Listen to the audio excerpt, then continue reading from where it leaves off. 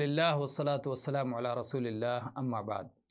مہر نبوت کے سلسلے میں احادیث میں کیا باتیں آئی ہیں، ہم آپ کو امام ترمذی رحمہ اللہ کی کتاب الشمائل المحمدیہ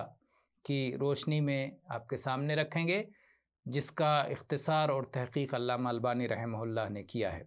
سائب ابن یزید فرماتے ہیں کہ میری خالہ مجھے نبی کریم صلی اللہ علیہ وسلم کی خدمت میں لے کر گئیں اور انہوں نے عرض کی، اے اللہ کے رسول، میرا بھتیجا بیمار ہے۔ اللہ کے رسول صلی اللہ علیہ وسلم نے میرے سر پر دست شفقت پھیرا اور میرے لیے برکت کی دعا فرمائی،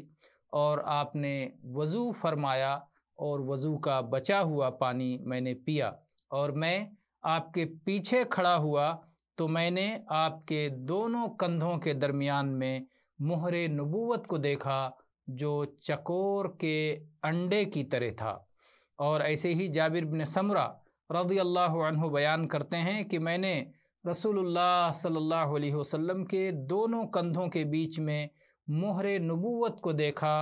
جو سرخ غدود کی شکل میں تھا، جیسے کبوتری کا انڈا ہو۔ اور یہ عاصم ابن عمر ابن قتادہ اپنی دادی رمیثہ سے روایت کرتے ہیں کہ انہوں نے رسول اللہ صلی اللہ علیہ وسلم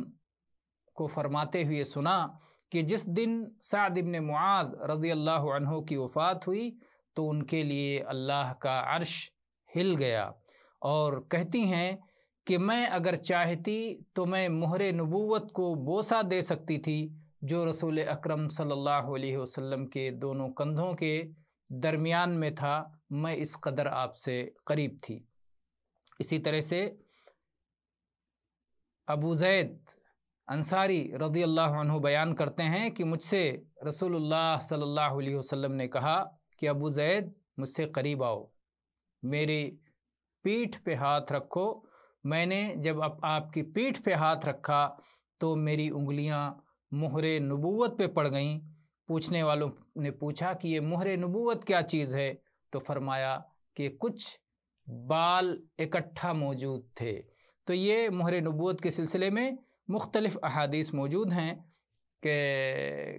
جو نبی صلی اللہ علیہ وسلم کے دونوں کندھوں کے درمیان پیچھے جہاں آپ عمامہ کا شملہ لٹکایا کرتے تھے، وہاں پر اللہ کی جانب سے یہ مہر تھی۔ مختلف صحابہ نے اپنے طور پہ اس کا وصف بیان کیا، کسی نے چکور کے انڈے کی طرح، کسی نے کبوتری کے انڈے کی طرح، کسی نے کہا کہ کچھ بال اکٹھا تھے، کسی نے کہا سرخ غدود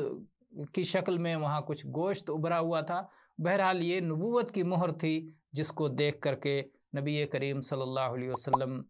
کو ان لوگوں نے جو اس سے پہلے آسمانی کتابیں اپنے پاس رکھتے تھے انہوں نے دیکھ کے پہچانا۔ تو یہ اللہ کی دی ہوئی نشانیوں میں سے آپ کو ایک نشانی ملی ہوئی تھی۔ واللہ تعالی عالم، والحمد للہ رب العالمین۔